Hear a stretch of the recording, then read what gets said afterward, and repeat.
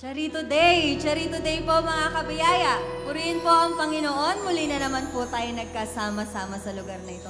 Mari ko po ba kayong aniyaang tumayo? Sama-sama po natin ideklara ang kabutihan ng ating Diyos. Amen? Mari ko po bang makita ang kamay ng pinagpala at pinaburang anak ng Diyos? Hallelujah! Isang papuring palakpak po sa ating dakilang tagapagligtas, sa Diyos ng mga Diyos, sa Hari ng mga Hari, sa ating Panginoong Jesus. Oh, hallelujah! Let us continue to declare the goodness of God. Surely, goodness and mercy will follow us all the days of our lives. Amen? Hallelujah! Hallelujah!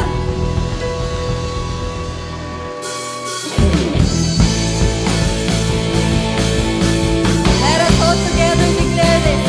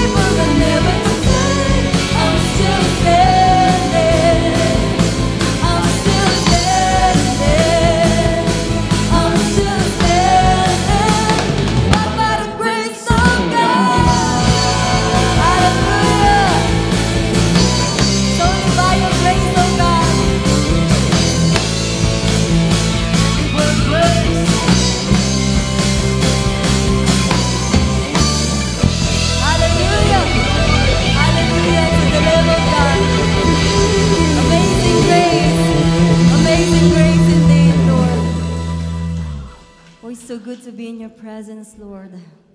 Thank you, Lord, that we can stand before you confident, Lord, because of your finished work on the cross.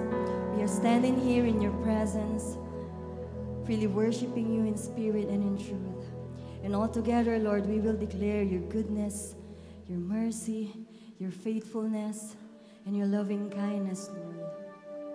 Thank you, Lord, that we are called your sons and daughters. And we are here, Lord.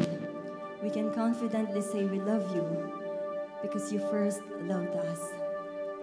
Let us all together sing with all our hearts and worship the Lamb of God. Hallelujah.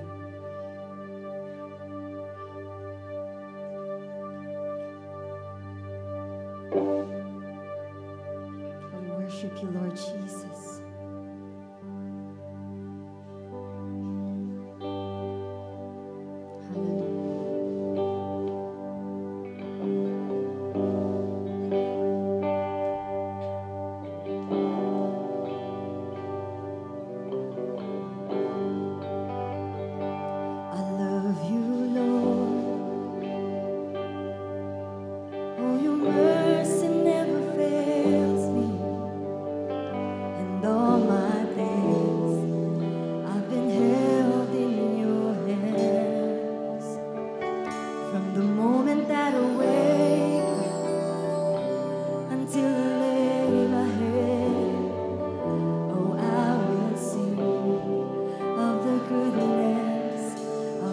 Once again, I love you, Lord.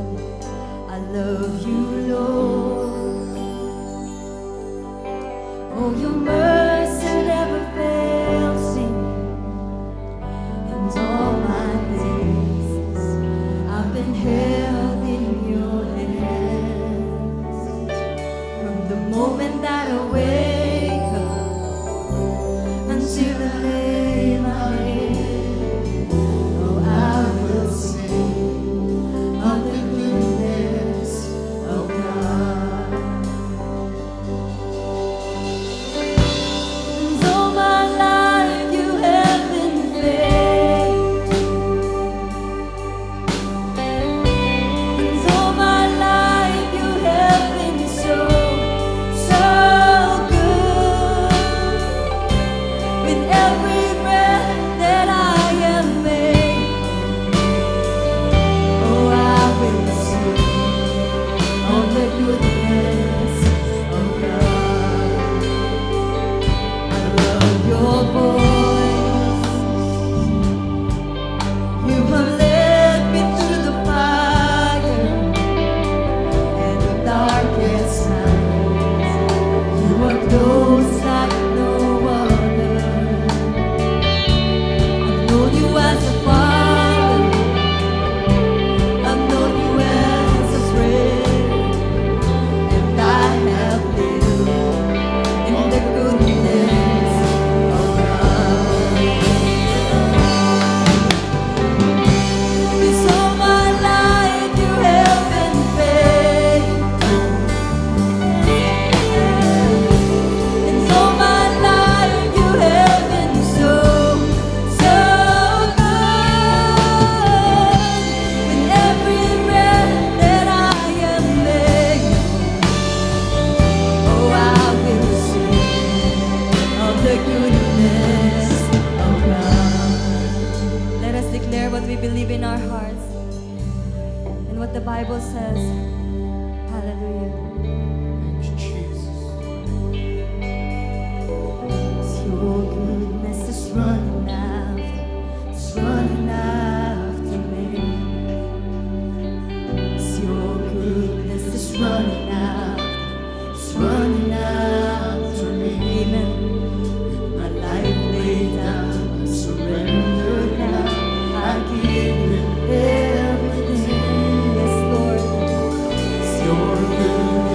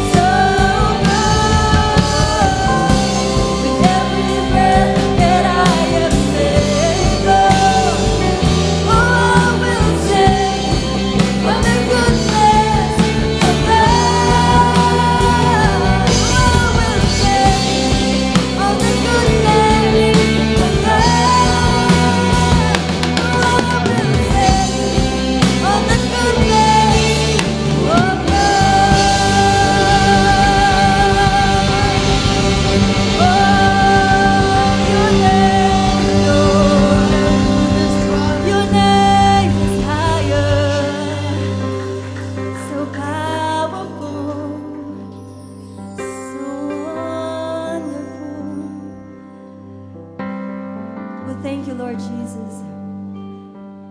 There's no greater joy than this, O God, to be in your presence.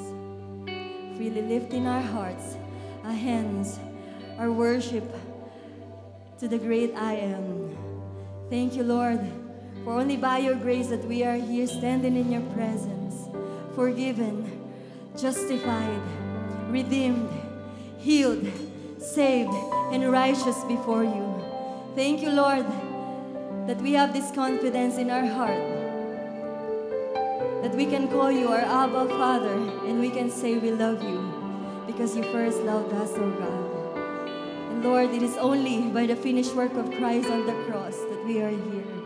Thank you for your amazing grace. We worship you, we honor your name, and we glorify you. To him who sits on the throne, and to the Lamb of God, be glory, honor, power, and majesty, forever and ever, in everybody's name. Amen. Amen. Hallelujah. Hallelujah to the Lamb of God. Hallelujah to the name of Jesus. Bago po tayo umupo, pakibati ang katabi ng 2 thumbs up. You are Charito.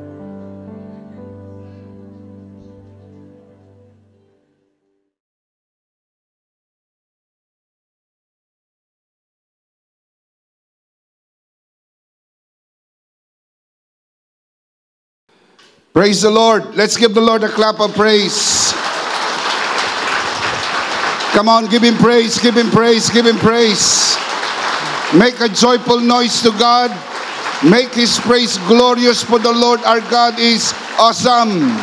Everybody shout, praise the Lord. Praise the Lord. Everybody shout, hallelujah. Hallelujah. Well, give the Lord a clap of praise. Thank you, Jesus. Well, how are you today? All is well. All is well. Pakibati po ang katabi ng 2 thumbs up. You are Charito, blessed and highly favored of God. Do you believe that? Amen. Do you always believe that? Amen. Do you confess that every day? Amen. We should. Promise, we should. It is important to confess that every day. And let's do that today. Everybody say, I am Charito. I am blessed and highly favored. I am blessed and highly favored. I am a child of God. I am a child of God. Let's give the Lord a clap of praise. Come on, make a joyful noise to God. Well, praise the Lord, praise the Lord, praise the Lord. Good morning, good afternoon, good evening mga kabiyaya. Anumang oras nyo napapanood ang broadcast na ito. Ako po si Bishop Emmy. Ito po ang worship online ng The Lord's Community at EMI Community. If you are watching this broadcast for the first time, please like and follow us on Facebook. Over 100,000 people follow us on Facebook. Please join us and experience the difference. When you follow us on Facebook, don't forget to click the See First button and turn on your notification. And if not asking too much, and I know it's not, please subscribe to EMI channel at YouTube. Meron po tayong bago sa social media platform, mga kabiyaya. Mga TikTokers, mga kabiyaya, kasama nyo po si Bishop Emmy. Please follow Bishop Emmy on TikTok. Ito po ay para sa ating nuggets of grace. Pira-pirasong biyaya para sa pang-araw-araw na buhay. Mapapanood nyo rin po ang Nuggets of Grace sa Reels platform ng Facebook. Real Grace Nuggets on Reels. Don't forget to like and share po sana mga kabiyaya. Hindi naman po kayo others. Piece by piece, we are reaching them one by one. Pagtulungan po natin ibahagi ang mensahe ng biyaya sa buong Pilipinas at sa maraming bansa. Real Grace Nuggets on Reels. Please prepare your communion elements, mga kabiyaya, sapagkat pagkatapos ng mensahe na ito, magkakaroon po tayo ng banal na komunyon. Tayo po'y naniniwala sa bisa at kapangyarihan ng tinapos na gawa ni Kristo sa krus ng Kalbaryo. Ang ostya ay simbolo ng kanyang bugbog na katawan. Ang katas ng ubas ay simbolo ng kanyang banal na dugo. Sa pamagitan ng kanyang banal na dugo, ang ating mga kasalanan ay napatawad na. Sa pamagitan ng kanyang bugbog na katawan, ang ating mga sakit ay pinagaling na. If you are sick in your body and you are watching this broadcast today, let me be the first one to encourage you. Today is your healing day. Can we say that together? Today is your healing day. One more time. We believe that with all of our hearts here at EMI. Today is your healing day. Today is your blessing day. Today is your miracle day. Today is your healing day. If you believe that, say amen. Let's give the Lord a clap of praise for that.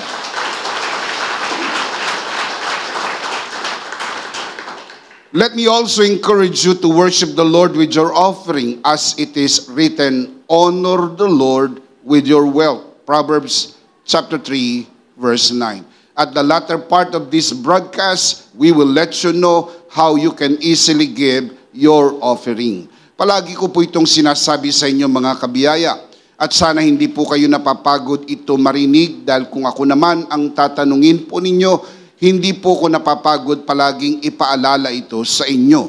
Nang pagbibigay sa gawain ng Panginoon ay hindi po pagbibigay ng kontribusyon, hindi po pagbibigay ng donasyon, hindi po pagbibigay ng ayuda, lalo tigit, hindi po pagbibigay ng limos. Ang pagbibigay sa gawain ng Panginoon ay isang pagsamba. Tulad ng nasusulat, Genesis 22 tells us that giving is worship unto the Lord. That is why we ask you to worship the Lord with your offering, because the truth is you are not just watching a broadcast. You are worshiping the Lord with us, and giving is an integral part of your worship.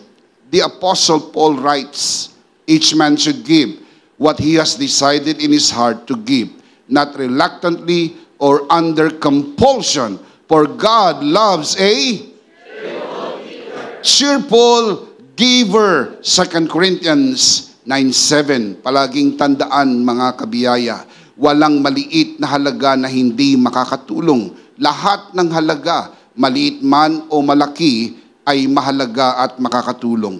Ang pagbibigay sa gawain ng Panginoon ay dapat bukal sa puso, kusang loob, at hindi napipilitan. Just to say this from our hearts here at EMI, thank you for giving to the Lord. Thank you for joining us online. Thank you for watching. Thank you also for inviting your friends and sharing this grace-filled and life-changing broadcast. Much, much appreciated. Before we dive into the pool of spiritual learning today, just to let you know, if you are near our worship center, here at the very entrance of NLEX, Valenzuela exit, Paso de Blas, Valenzuela City, we would like to invite you to come and worship the Lord with us in one of our 4 services here at EMI. 6 a.m., 8 a.m., 10 a.m., and 3 p.m. Come, join us, and experience the difference. Thank you so much for joining us via online. Maraming salamat din po mga kabiyaya sa lahat ng naparito para sumamba sa ating Panginoon sa Espiritu at katotohanan. Palakpakan po natin ang Panginoon.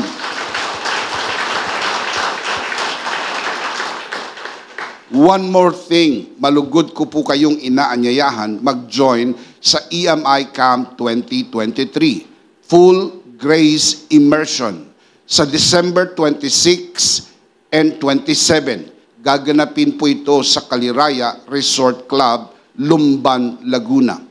If you register and pay ahead of time, you will get a 500 pesos discount only until the end of July or for the first 500 campers, whichever comes first. Register now. Bukas na po ang registration, so you can register now. For more information regarding EMI Camp 2023, please contact the Registrar, Pastora Jam Domingo. Inuulit ko po, nag-start na po ang registration. What are you waiting for? If you want to join us, register now. You can see the link on your screen. Pagkalipas ng pandemya, EMI Camp na po tayo ulit. Promise, masaya po ito. Palakpakan po natin si Lord.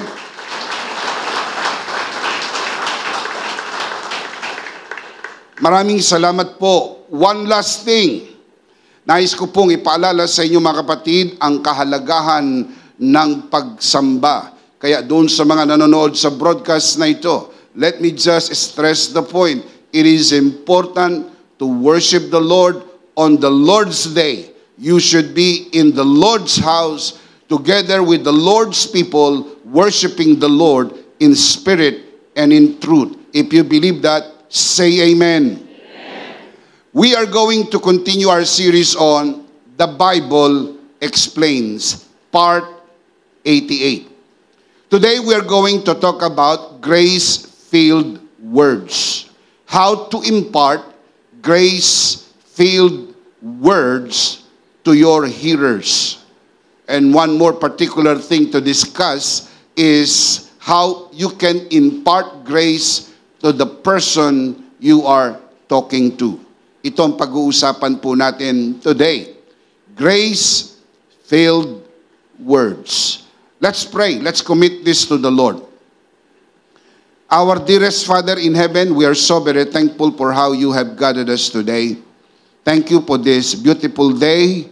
This is the day that you have made. We will rejoice and be glad in it. Thank you for the wonderful time of praise and worship. Thank you for the fact that you inhabit the praises of your people. We commit to you this learning time as we always do, and even as we always pray, everything that will be said and done only for your glory and for the blessing of everyone. This we pray, Father, only in the name of your Son, our Lord and Savior, Jesus Christ, by the power of the Holy Spirit. And everybody would just simply say, Amen. Let's give the Lord a clap of praise.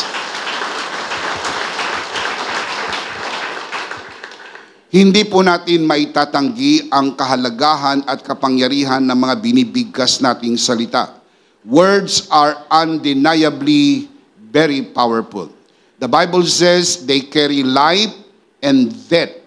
They have consequences. Look at the verse. Proverbs chapter 18, verse 21. What you say can preserve life or destroy it. So you must accept the consequences of your words. Meron pong konsekwensya ang mga binibigkas po nating salita. Ang mga salitang binibigkas po natin ay katulad ng sisidlan. Ito'y naglalaman ng buhay o ng kamatayan. Pwede kang bumigkas ng buhay. Pwede ka rin bumagkas ng kamatayan. Pwede kang bumigkas ng mga salitang magpapala sa mga makakarinig sa iyo, o pwede ka rin bumigkas ng mga salitang magdudulot ng sumpa, galit, hinagpis sa mga taong makakarinig sa iyo. Words can be grace-filled or curse-filled. I want to say that again. Words can be grace-filled or curse-filled. We can bless people or curse people with the words we say. That is why we need to be very careful. We can do that knowingly and even unknowingly. You can do that even intentionally or unintentionally. Kaya napakahalaga po maging maingat sa binibigkas po nating salita. The Bible says, my people are destroyed for lack of knowledge. Hosea chapter 4, verse 6. That is why we have to know. Dapat alam natin, maging maingat tayo sa mga binibigkas nating salita. Hindi po tayo maaring maging ignorante sa kapangyarihang dala ng ating mga salitang binibigkas. Dahil may mga taong nakakarinig sa atin. Mayroon tayong mga nakakausap. Gusto natin silang i-bless. So we need to learn how to bless them through grace-filled words that we speak. We need to learn how the Bible explains grace-filled words. Colossians chapter 4 verse 6, the Apostle Paul writes, "Let your speech always be with grace, seasoned with salt, that you may know how you ought to answer each other." I want to read that again. Let your speech or let your talk always be with grace, seasoned with salt, that you may know how you ought to answer each one. Grace should always be an integral part of our talk, and it must always be seasoned with salt. Ang asin po ay ginagamit para sa preservation. Kaya yan po ay ginagamit sa ating mga preservative. Kung ginagamitan ng asin, you want to preserve. Ganon din sa pagbigkas natin ng mga salita. If you want to preserve relationship like marriage, family, or friendship, we need to be very careful with the words we say.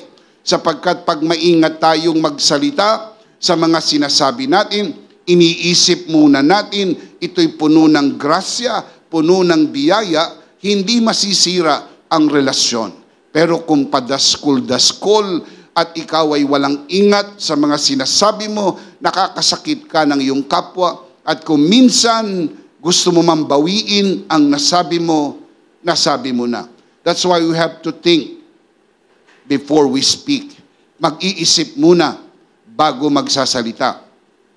Sapagkat ang mga salitang sinasabi po natin ay maaring nagtataglay ng buhay para mapakinabangan ng mga makakarinig, o ito'y magtataglay ng kamatayan sa kapinsalaan ng mga nakakarinig.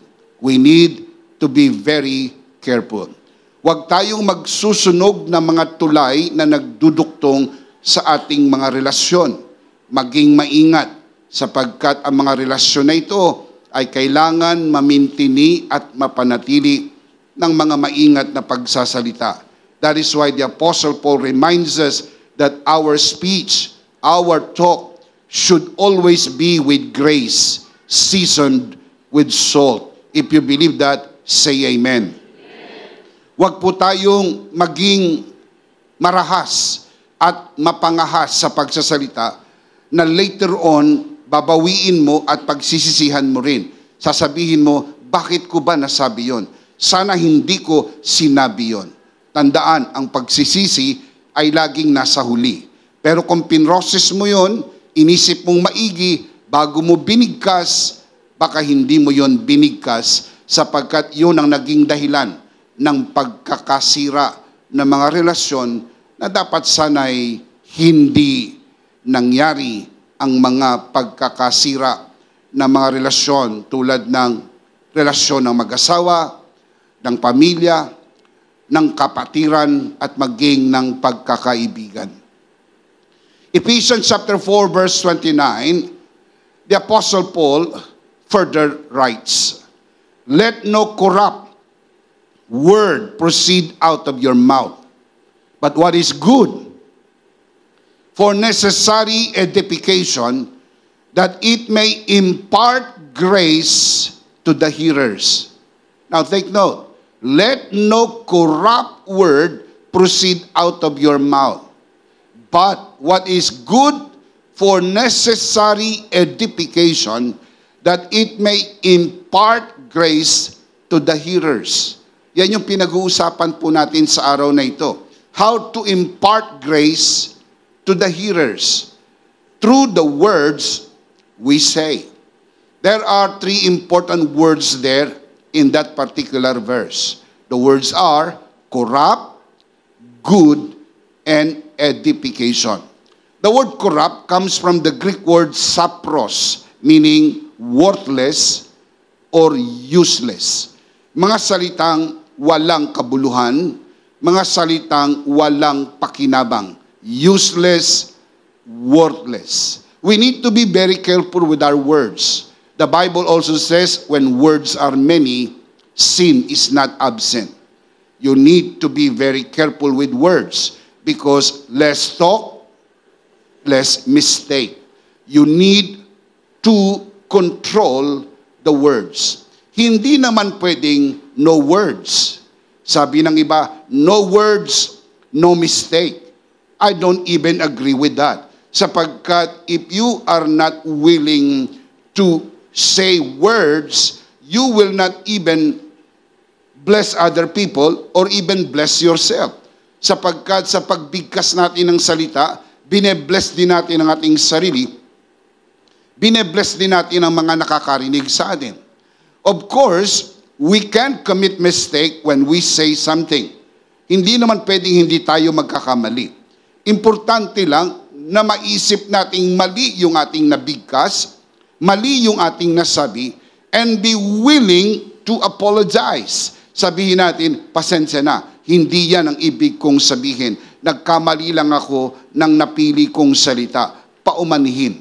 At sa kabilang panig, ang tao naman ay handang magpatawad, hindi masisira ang pagkakaibigan sapagkat ang tunay na magkaibigan ay handang magpatawad sa anumang pagkakamali, lalo na ang mag-asawa at ang pamilya sapagkat yan po'y tunay na nagmamahalan. Can you say amen?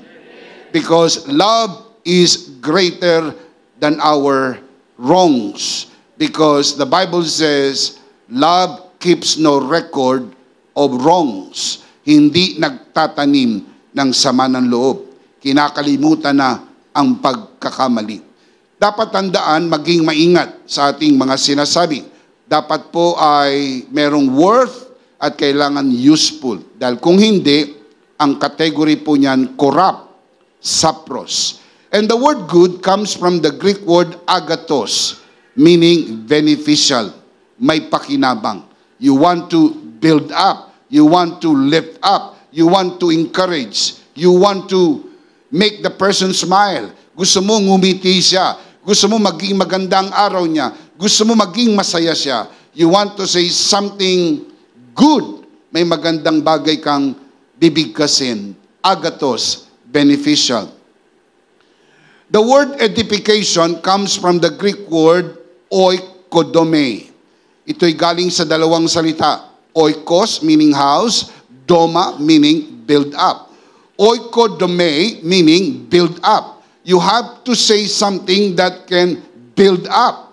Magpapalakas ng loob, magpapatibay, magpapaganda. Magsalita tayo ng salitang magpapalakas ng loob ng ating kapwa. Magsalita tayo ng salitang magpapatibay ng ating pamilya, ng ating pag-aasawa, ng ating pong pagmamagulang at maging ng ating pagkakapatiran. Sa madaling salita, alisin natin yung salitang walang pakinabang. Maging maingat tayo sa pagbigkas ng salita at dapat ito'y may pakinabang at ito'y makapagpapatibay ng ating pagkakapatiran. Yun po ang ibig sabihin ng oikodome. The question is, what are grace-filled words? The answer is, these are beneficial words to build up the hearers. I want to say that again. Grace-filled words are beneficial words to build up the hearers. Beneficial, agathos. Build up, oikodome. Yan po ang ibig sabihin ng grace-filled words. Tandaan po yung sabi na Apostol Pablo, what is good for necessary edification.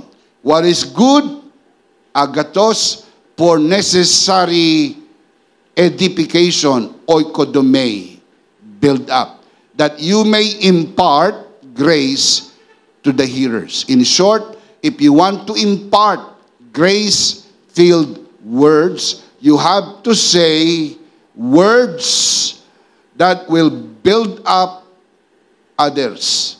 You have to speak beneficial words that would build up the hearers. Can you say amen?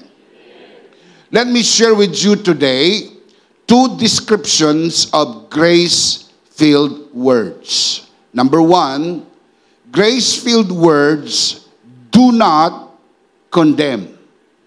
Grace-filled words do not condemn.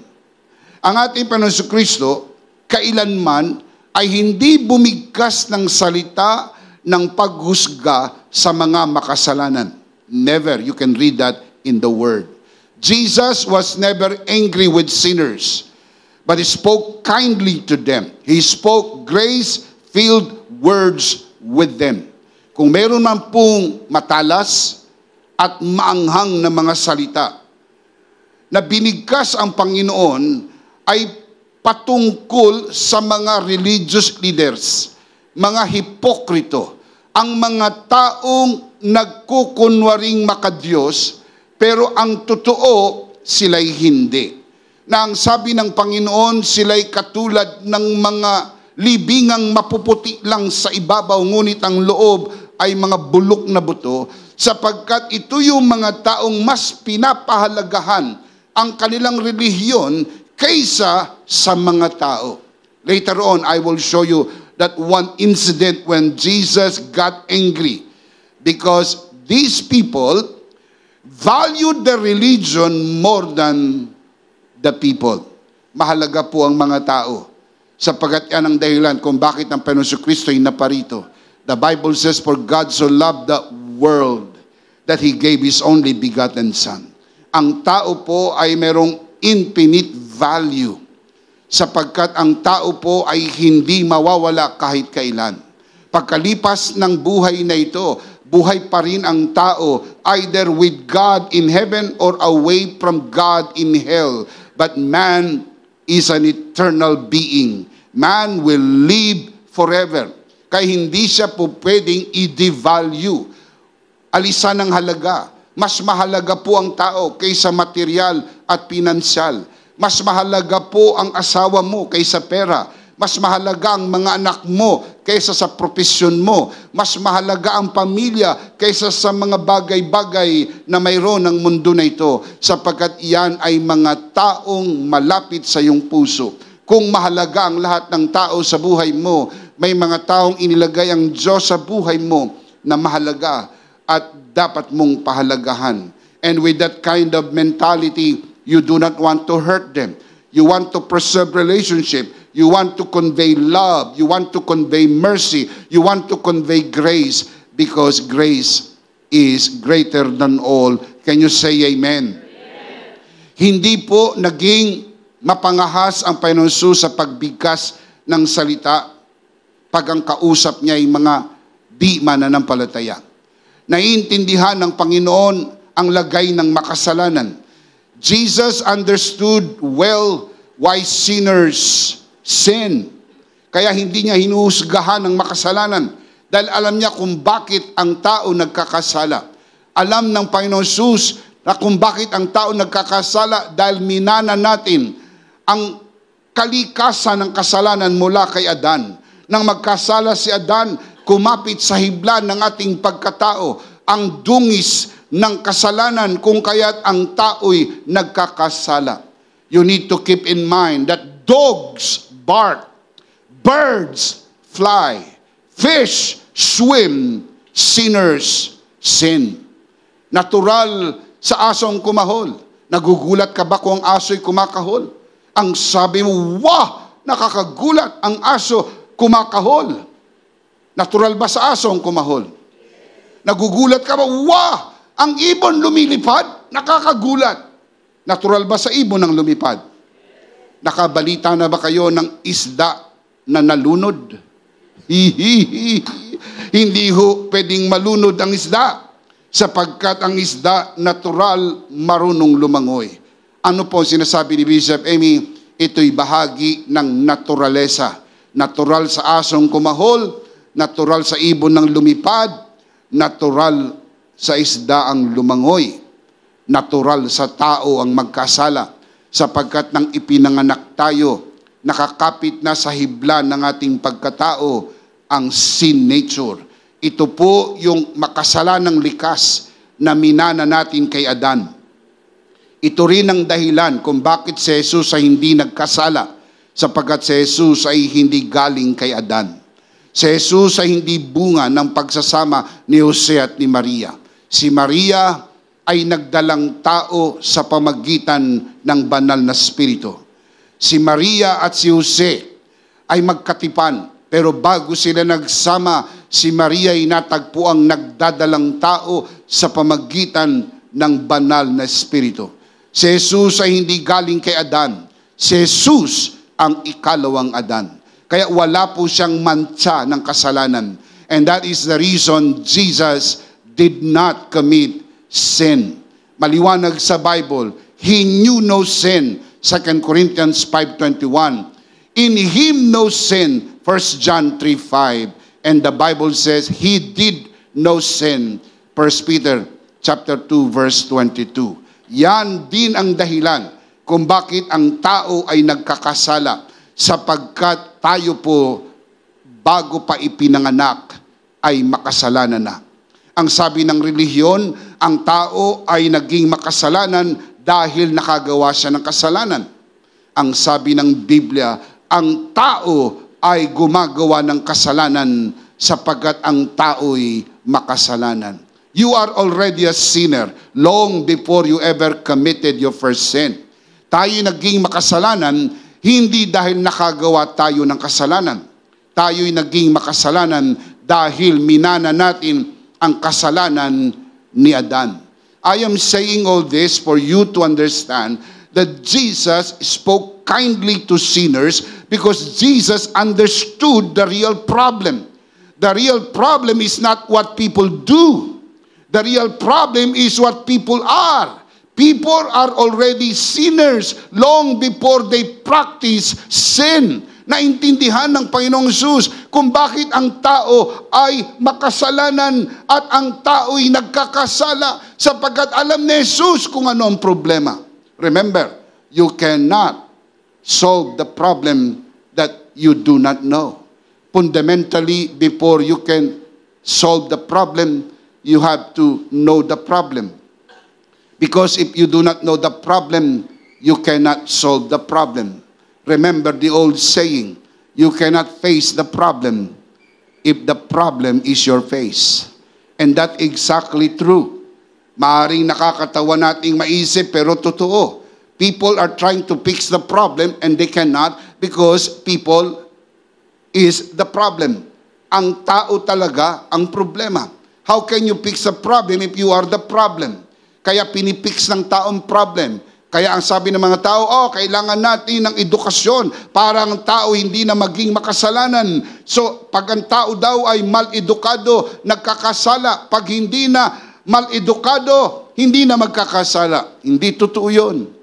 Kapag hindi nakapag-aral, snatcher. Kapag nakapag-aral, congressman. Now, hindi ko nilalahat. Huwag kang magalit. Nanonood sa broadcast na ito. Hindi yung congressman mo ang tinutukoy ko. I am talking in general terms. Mayroong mga tao, mga kapatid, kapag nakapag-aral, siya po'y nagiging educated sinner. Sinner pa rin. Kaya lang, mayroong master's degree at may PhD, pero sinner pa rin. Sapagkat hindi kayang lutasin ng edukasyon ang problema ng kasalanan. Sabi ng iba, kaya ang tao nagkakasala dahil walang relihiyon. Kaya ipinasok ang religion para ang tao dahil bumait. Hindi totoo yun. Sapagkat kapag ang tao, mga kapatid, ay merong relihiyon, makasalanan pa rin. Ang tawag, religious sinner. Bago gumawa ng kasalanan, nagdadasal, sana wag siyang mahuli ng asawa niya sapagkat siya'y binabalaan, pag nahuli kita, patay ka. Kaya po siya'y nagdadasal, sana wag siyang mahuli. Relihiyoso pa rin. Sa loob ng kulungan, meron pong mga taong merong relihiyon, pero nandun pa rin po sila sa pusod ng paggawa ng kasalanan. Sinasabi nito para maging malinaw lang sa atin, hindi sagot ang edukasyon, hindi sagot ang relihiyon. Yan po'y man-made, gawa lang ng tao. We cannot fix the problem because we are the problem. Only God can fix the problem. And He did. Sa pamagitan ni Jesucristo, nilutas niya ang problema ng kasalanan. Shout amen. Ang Greek word ng sin ay hamartia, sinful nature. We inherited from Adam. Ang Greek word na hamartano, sinful acts. Nauna ang hamartia bagong hamartano. Ang hamartia ay noun. Ang hamartano ay verb. What you do, hamartano. Who you are and what you are, hamartia. You receive the sinful nature and you do sinful acts. Ano nauna? Sinful acts or sinful nature? Sinful nature. That is why Jesus understand the problem well, so He did not condemn sinners. Naintindihan niya kung bakit ang tao ay nagkakasala sapagkat siya'y ipinanganak na makasalanan. Sabi ng Psalm 51 verse 5, tayo po'y sinful at birth. Sinful from the time our mother conceived us. Mula pa sa sinapupunan ng ating mga ina, tayo po'y makasalanan na. At tayo ipinanganak na makasalanan. And what do you expect? Do you expect dog to bark? Do you expect bird to fly? Do you expect fish to swim? Therefore, you expect sinners to sin. Talagang magkakasala at magkakasala ang tao. And the only reason why Jesus Christ came, not to remove hamartano, but to remove hamartia. Ang nagdala ng hamartia ay si Adan. Ang gumagawa ng hamartano ay tayo. At kaya naman tayo mayroong nagagawang hamartano dahil sa dinala ni Adan. Jesus came to remove what Adam brought into the world. And that is hamartia. I'll show you the verse. John chapter 1 verse 29. The next day, John saw Jesus coming toward him and said, "Behold, the Lamb of God who takes away the sin of the world." The sin, S-I-N, singular, sin. Ang Greek word na ginamit, hamartia. Not sins, not hamartano, sin, hamartia. Yun po yung kasalanang dinala ni Adan sa sangkatauhan. Romans 5:12, dahil sa kasalanan ni Adan, ang buong mundo ay naging makasalanan. Ito yung dinala ni Adan. And this is the very reason why Jesus did not speak harshly to sinners. Because Jesus understood it well why people sin because of what Adam did. In fact, He was so merciful. He was so filled with so much grace as He conveyed Himself with sinners. Sapagkat ang tanging dahilan kung bakit si Jesus ay naparito ay upang alisin ang kasalanan, hindi po mga kasalanan. Now, why I say that? Kung ang dahilan ng ipinarito ni Jesus ay para alisin ang mga kasalanan, bigo ang ipinarito ni Jesus. Dahil naparito na si Jesus, umalis na si Jesus, nandito pa rin ang mga kasalanan. Nakakasala pa rin ba ang mga tao ngayon? Sa makatwid, kung yan ang dahilan ng kanyang ipinarito, may tuturing nating bigo ang kanyang ipinunta dito. Pero hindi po yon ang kanyang ipinunta sa mundo na ito. Hindi po siya pumunta para pitasin ang mga bunga ng kasalanan. Naparito siya para bungkalin ang ugat ng kasalanan. Iba ang mga bunga sa ugat. Ang ugat ng mga kasalanan ay ang kasalanan na galing kay Adan. Ang bunga ng mga kasalanan ay yung ginagawa natin. Kaya kung magiging mapaghusga ka sa makasalanan, hindi mo naiintindihan kung ano ang ugat. You need to understand the root. Jesus did not come to pick the fruits of sin, but to pull out the root of sin. Ang ugat ng lahat ng ito ay ang ginawa ni Adan. Kaya si Jesus ay naparito para alisin ang kasalanan. Tatanungin ko po kayo, Magagalit ka ba sa taong ipinanganak na bulag na wala siyang nakikita? Tinatanong ko po kayo. Magagalit ka ba sa taong ipinanganak na bulag na wala siyang nakikita? Sasabihin mo ba sa kanya, bakit wala kang nakikita? Dapat may nakikita ka. Ang tanong, kasalanan niya ba na siya ipinanganak na bulag? Gusto niya bang ipanganak siyang bulag? Kung papipiliin po siya, ipanganak na bulag o ipanganak na nakakakita, ano sa palagay niyong kanyang pipiliin? Nakakakita. Sa makatwid, ang tao'y nagkakasala sapagat ipinanganak tayo makasalanan. Now, laruin niyo to sa inyong kaisipan. Bakit si Jesus hindi nagkasala? Sapagkat siya ipinanganak na walang likas ng kasalanan. Now, tatanungin ko kayo, kung ipinanganak tayong walang likas ng kasalanan, magkakasala po ba tayo? Hindi. Sa makatwid, yung mga nagagawa po natin ay bunga ng ugat ng kasalanan galing kay Adan. That is why the real problem is what Adam did. What Adam did, he made us all sinners by default. Because we all came from Adam. Now, I am taking time explaining this because you cannot speak grace-filled words with people unless you understand this very well. You will always condemn people.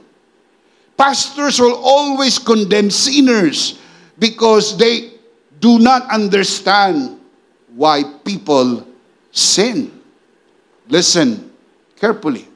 Natural po ba sa bulag ang walang makita? Natural ba sa tao ang magkasala? Sumagot po kayo, natural ba sa tao ang magkasala? Sa makatwid, hindi dapat husgahan ang tao sa pagkakasala. Manapa, ibigay natin ang solusyon sa pagkakasala. Hindi edukasyon, hindi relihiyon. Si Jesus ang solusyon sa kasalanan. Shout amen. People will go to hell not because of the many sins they have committed. They will go to hell only because of one sin and one sin only. They have rejected the grace of God. God cannot send people to hell because of the many sins they committed. If God would do that, that would be the height of injustice. Hindi pwedeng itapon ng Diyos ang tao sa impyerno dahil sa mga kasalanang kanyang nagawa. Na kaya naman niyang nagawa ay sapagkat meron siyang likas na kasalanan na hindi niya pinili. Minana niya galing kay Adan. Kaya ang aking argumento, kung hindi po nagkasala si Adan, wala pong likas ng kasalanan, wala tayong namanang sin nature. And guess what? We will never commit sin. We commit sin because of what Adam did. And you will not go to hell because of Adam's sin. Mantak mong isipin. Itatapon ng Diyos ang tao sa impyerno dahil sa kasalanan ni Adan. Mga kapatid, dito nga sa mundo na ito, hindi pwedeng mangyari yan. Pwede ka bang pagdusahin sa kasalanan ng ibang tao? Tinatanong ko po kayo, kung nakakaindi tayo ng justice, if we can understand what justice is, pwede bang pagdusahin ang isang tao sa kasalanan ng iba? Hindi. Kung hindi pwede yan, sa hustisya ng tao na hindi perpekto, mas lalong hindi pwede yan sa hustisya ng Diyos na ganap at perpekto. But make no mistake about this. People will still go to hell. Not because of Adam's sin, not because of the sins you have committed because of what Adam did, but people will go to hell because they rejected the grace of God. Kaya ganun na lang ang ating pakiusap. Tanggapin nyo ang biyaya ng Diyos. Receive the grace of God. If you receive the grace of God, then and only then you are saved. Because the Bible says you are saved by grace alone, through faith alone, in Christ alone. If you believe that, say amen. Jesus did not condemn anyone. He came not to condemn, but to save. John chapter 3 verse 17, for God did not send His Son into the world to condemn the world, but that the world through Him might be saved. The first time He came as a Savior. But make no mistake about this, the second time, He will come as a judge. Not yet. Hindi pa ngayon. You still have time. Mga nanonood sa broadcast, meron pa po kayong panahon. But it's closing time. Malapit nang magtapos ang panahon na inilaan ng Diyos. Bukas pa ang pagkakataon. That's why we are giving you the opportunity. Receive Jesus today. Receive the grace of God today and be saved. Because He is the only Savior. Can you say amen? The second time, babalik ang Panginoon, He will be the judge. Wala na tayong dapat katakutan sa araw na yan, sapagkat ang ating mga kasalanan ay hinusgahan na sa krus ng Kalbaryo sa pamagitan ni Hesus Kristo at tayo'y ligtas na magpakailan-kailan paman. Keep in mind, ang kasalanan hindi pwedeng husgahan ng 2 beses. Ito'y hinusgahan na kay Kristo, hindi ka na huhusgahan. Pero kapag tinanggihan mo si Kristo, tinanggihan mo ang grasya, disgrasya ka, sapagkat huhusgahan ang kasalanan mo ng pagtanggi sa biyaya ng Diyos. That is the only sin you are responsible. Ang kasalanang ginagawa mo ay dahil sa ginawa ni Adan. Pero ang tanggihan mo ang biyaya ng Diyos ay hindi dahil kay Adan. Yan ay dahil na sa sarili mong pasya, sapagkat meron kang kalayaang mag-isip, may kalayaan kang magpasya. You are a pre-moral agent. You are not a robot. You have a free will. Once you hear the word of God, you will receive faith. And once you have that faith, you will call. And the Bible says, whoever call on the name of the Lord shall be saved. And now that you are saved forever because of the grace of God. Give Him praise. Hallelujah to the Lamb of God.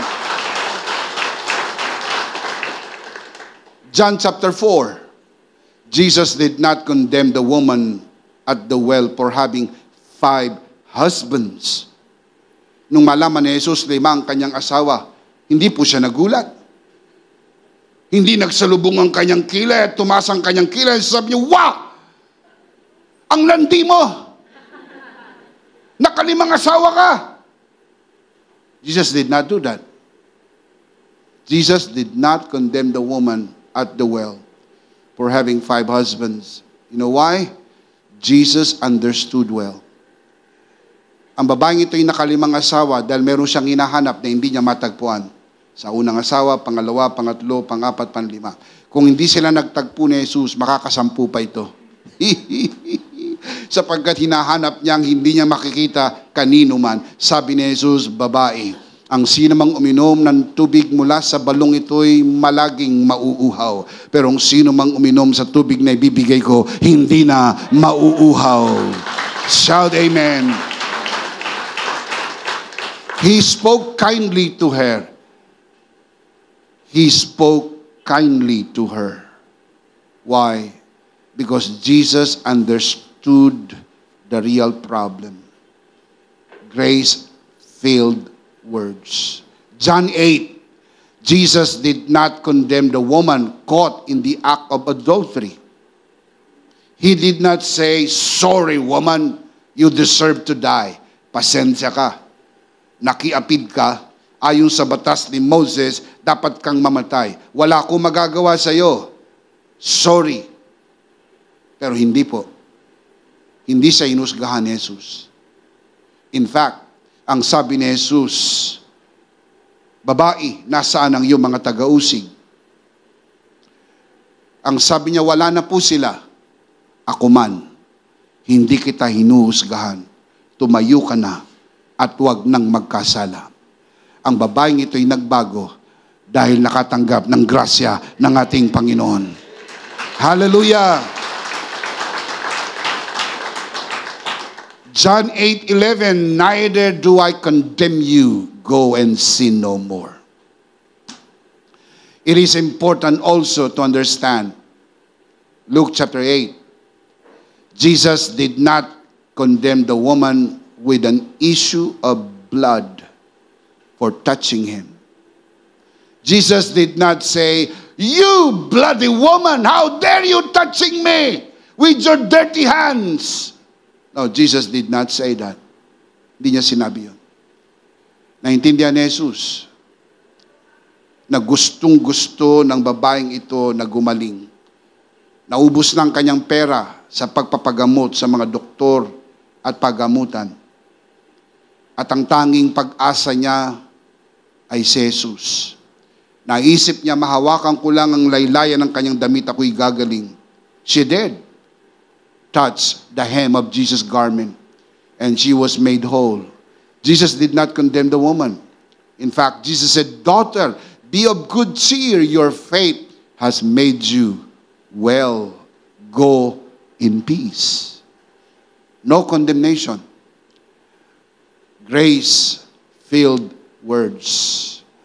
Ano po ang lahat ng mga binibigkas sa salita ng Panginoon? Grace-filled words. Ayon sa batas ni Moses, kapag ang babae may agas ng dugo, hindi pwedeng lumabas ng bahay. Hindi pwede siyang lumapit sa tao. Hindi niya pwedeng hawakan ng tao. Ang sino mang hawakan niya ay magiging marumi. Ang upuan na kanyang uupuan ay magiging marumi. Ang damit na kanyang isusuot ay magiging marumi. At hindi siya po pwedeng sumama sa kalipunan ng mga tao. Hinawakan niya si Jesus. Hindi naging marumi si Jesus. Kabaliktaran ang nangyari. Ang marumi ay luminis dahil dakila ang biyaya ng Diyos. Grace is greater than the law. I want to say that again. Grace is greater than the law. You have to keep in mind, grace is greater than the law. Can we say that together? Grace is greater than the law. One more time. Jesus spoke kindly to this woman because Jesus understood well that grace is greater than the law. Jesus is greater than Moses because Jesus is the grace of God. Can you say amen? Luke 19, Jesus did not condemn Zacchaeus, the tax collector, for his greed and love of money. Si Zacchaeus ay sugapa sa pera, ganid at mapagmahal sa pera. Pero hindi siya kinondemn ni Jesus. In fact, Jesus went into his house, which is forbidden for any Jew. Hindi pwedeng pumasok sa bahay ang sinumang Hudyo sa bahay ng maniningil ng buwis. Jesus went into his house. Why? Because Jesus is the grace of God. Siya yung biyaya ng Diyos. He is the personified grace of God. Grace and truth came by Jesus Christ. Si Jesus ang biyaya ng Diyos. At nung dumating ang biyaya ng Diyos sa bahay ni Zacchaeus, nagbago ang buhay ni Zacchaeus. Biyaya lang ng Diyos ang makakapagpabago sa buhay ng mga tao. Can you say amen? Palakpakan si Lord. Amen. Hallelujah. What did Jesus say when he went into the house of Zacchaeus? Salvation has come into this house. Zacchaeus responded well to the grace of God. He said, I will give half of my possessions to the poor. And if I have cheated anybody out of anything, I will pay back 4 times the amount. Real change. Bakit nagkaroon ng pagbabago ang mga taong binanggit ko sa inyo? sapagkat ibinigay ang grasya ng Panginoon. Bakit maraming mga tao hanggang ngayon hindi nagbabago? Sapagkat sila'y hinuhusgahan. Sa halip na unawain, sa halip na sila'y mahalin, sa halip na i-offer ang grasya at ang awa ng Diyos, sila po'y kinukondem. Kung papayagan lang natin sila na makapasok sa loob ng simbahan, nang hindi sila hinuhusgahan, at bigyan natin ng sapat na panahon, marinig ang pag-ibig ng Diyos, walang tao na hindi kayang baguhin ng biyaya ng Diyos. Number 1, grace-filled words do not condemn. Grace-filled words do not condemn. That is exactly what Jesus did. Look up here, look at my eyes. This is what we should do. We can do it. In Christ, we can do this. Can you say amen? Number 2, I'll close with this. Grace-filled words build up. Grace-filled words build up. These are words of affirmation, not based on works, but based on grace. It is a lot easier to speak words of affirmation to those who have performed well. Madali yon. Pero yung hindi nagpe-perform o yung wala pang nape-perform, then you will speak words of affirmation. It takes grace to do that. Matthew chapter 3, the Father affirmed His Son long before Jesus started His ministry. Doon po sa Jordan River, near the wilderness, near the Dead Sea, the lowest point of the earth, about 1,400 plus feet below sea level. Ito yung pinakamababang bahagi ng mundo. Dahil ang tubig ng Jordan River ay tumutuloy naman po sa Dead Sea. It is just nearby. Dito nagsalita ang Ama, "This is my beloved Son, in whom I am well pleased." Kailan to binanggit ng Ama?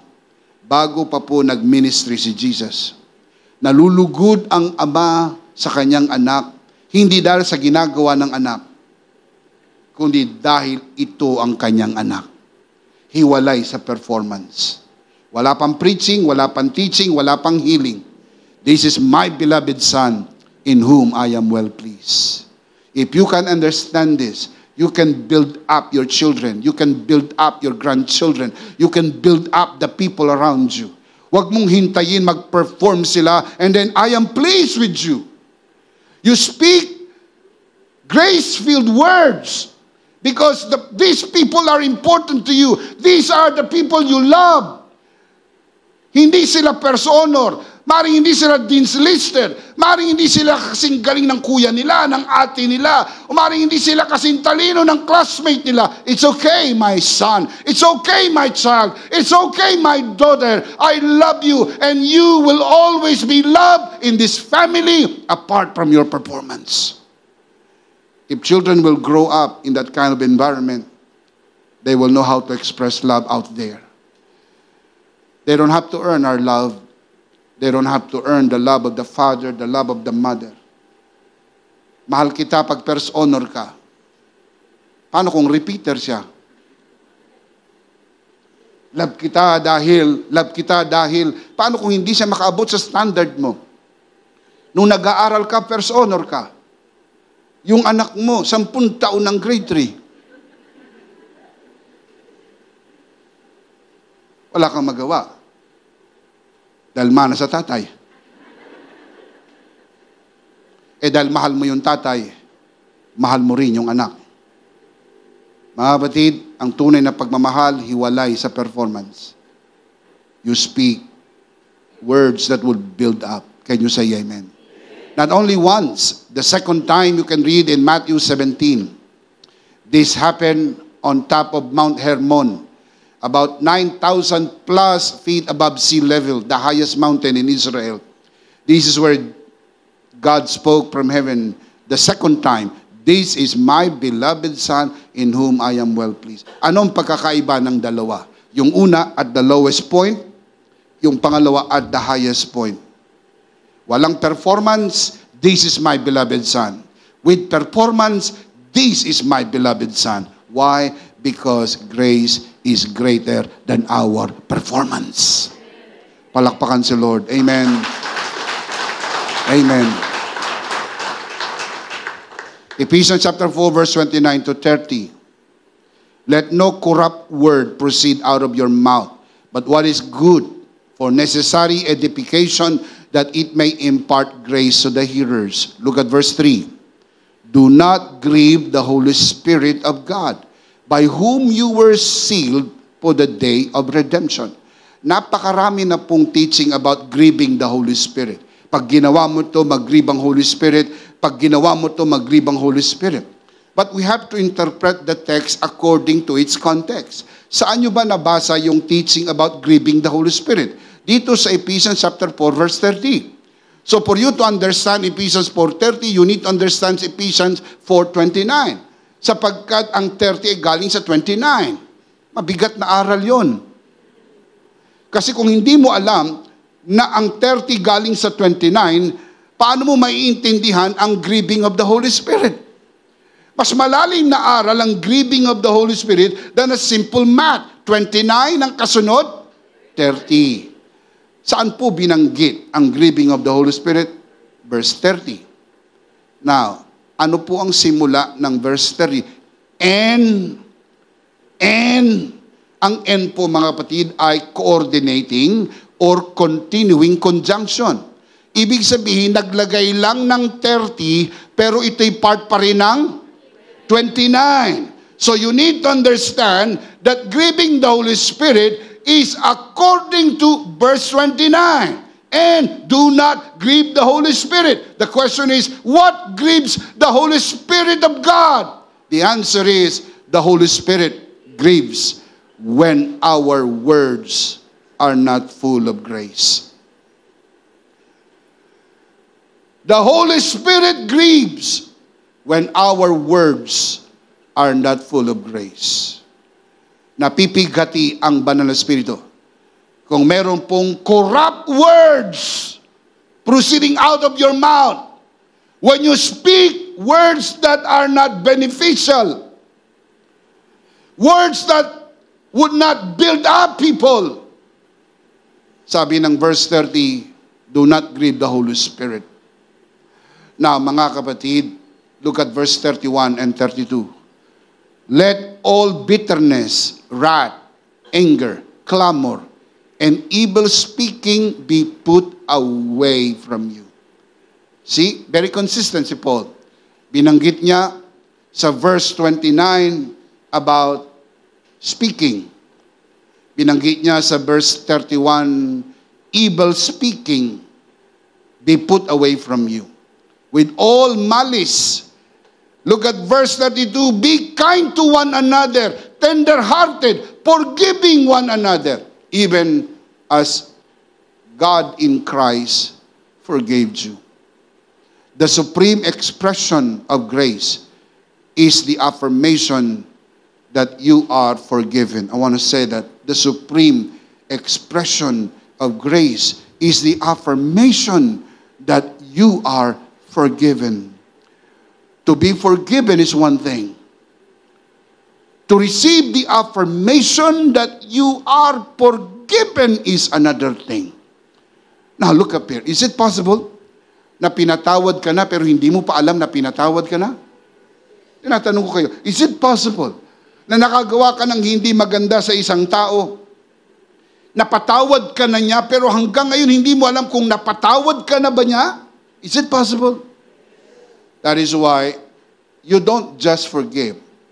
You must tell the person, hey, I forgive you. Because the affirmation of forgiveness is grace-filled word. Sinabi ba ng Bible na pinatawad na tayo? Sinabi po ba ng Diyos sa kanyang salita na pinatawad niya na lahat ng ating kasalanan? That is affirmation. You don't have to worry. Hindi ka na dapat mag-alala. Wala ka ng atraso sa harapan ng Diyos. Pinatawad na ng Diyos ang lahat ng iyong kasalanan. And let us do likewise with people who sinned against us, people who hurt us, people who sinned against us. Let us forgive them and let them know, hey, pinatawad na kita. Judas ka. Na walang pag-uusga dahil ang pangalan niya talaga'y Judas. Meron bang tao ang pangalan Judas? Huwag kayong mag-overthinking, ha? Nagbibigay ako ng halimbawa sa taong nagkasala ng pangalan ay Judas. Kaya sinasabi sa kanya, pinatawad na kita, Judas ka. Mga kapatid, ang pagpapatawad ay dakilang bagay. Pero yung mabigkas mo ito, kahit pautal-utal, dahil talagang medyo mabigat pa ang sama ng loob mo. Pero pag lumabas na sa bibig mo, luluwag ang iyong paghinga. Sapagkat alam mo, masaya ang magpatawad. Masaya ang patawarin. Masaya ang biyaya ng Diyos. Come on, give Him praise, give Him praise, give Him praise. Let's see them again. 2 descriptions of grace-filled words. Number 1, grace-filled words do not condemn. Number 2, grace-filled words build up. Condemn no one and build up everyone.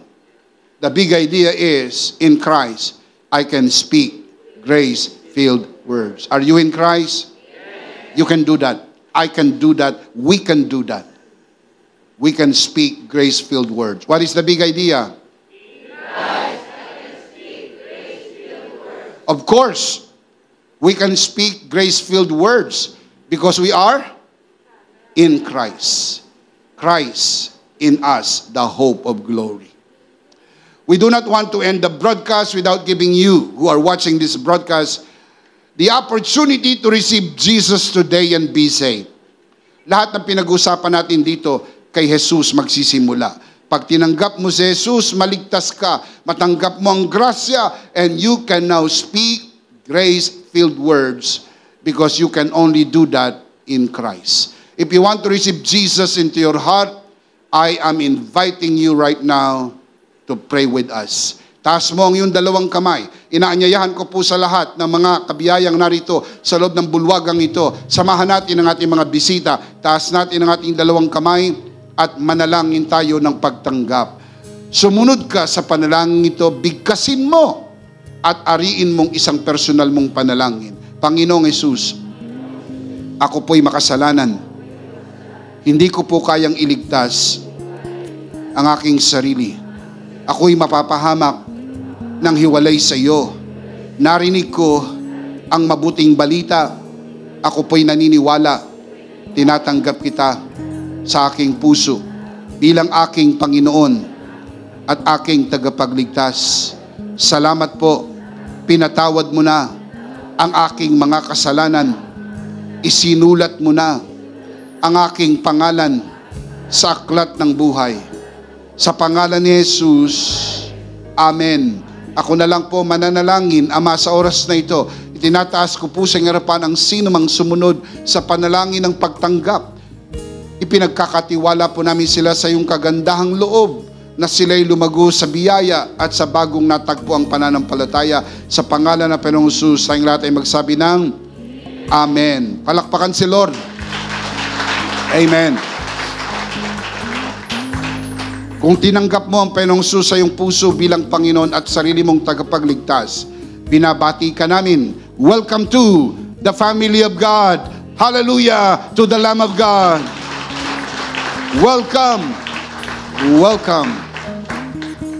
Tayo po'y dumako sa ating banal na komunyon. Kunin po natin ang ating communion elements and let's do this together, mga kabiyaya.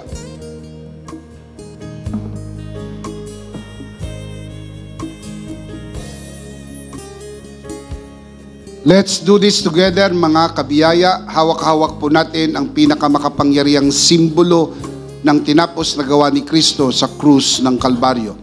Ito ang aral na tinanggap ko sa Panginoon at ngayon naman ay binibigay ko sa inyo. Nang gabing siya'y pagkanuloy dumampot siya ng tinapay. kanyang pinagpira-piraso at kanyang sinabi, ito ang aking katawan na pinagpira-piraso dahil sa inyo. Gawin niyo to bilang pag-alaala sa akin. Sabay-sabay po natin gawin.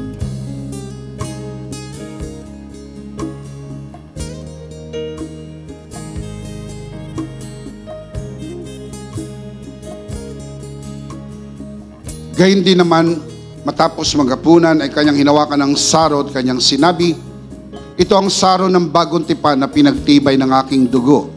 Gawin niyo to bilang pag-alaala sa akin. Sabay-sabay po natin gawin.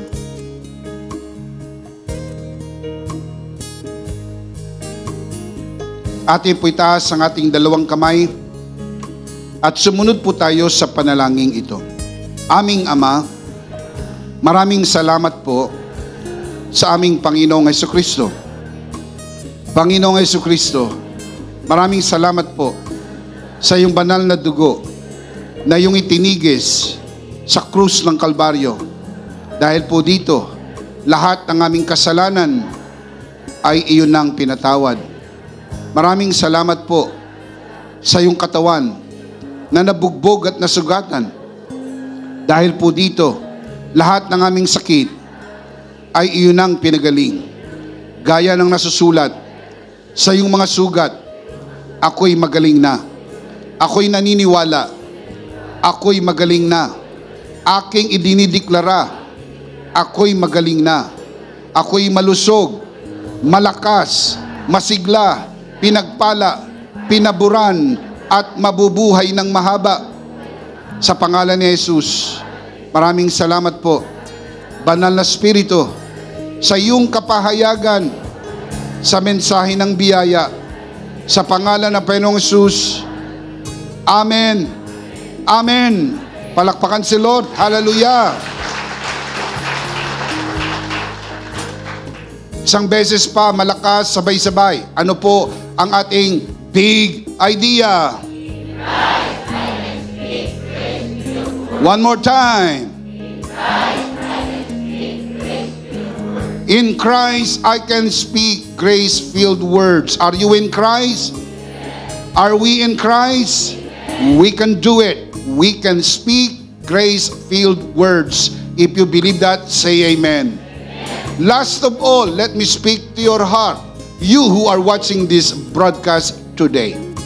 If this broadcast has blessed you, and if not asking too much, I would like you to bless this ministry with your love offering, so that together we can reach the world with the message of full grace. And from the bottom of our hearts here at EMI, we would like to say, thank you for giving to the Lord. We'll see you next Sunday, prayerfully on site, but definitely we'll see you again online. Ako po si Bishop Emmy, kasama po si Pastora Joe at ang kabuuan ng The Lord's Community at EMI Broadcast. Maraming thank you. Stay a bit for more announcement. Stay blessed and stay connected. Always remember, in Christ, you are Sarito.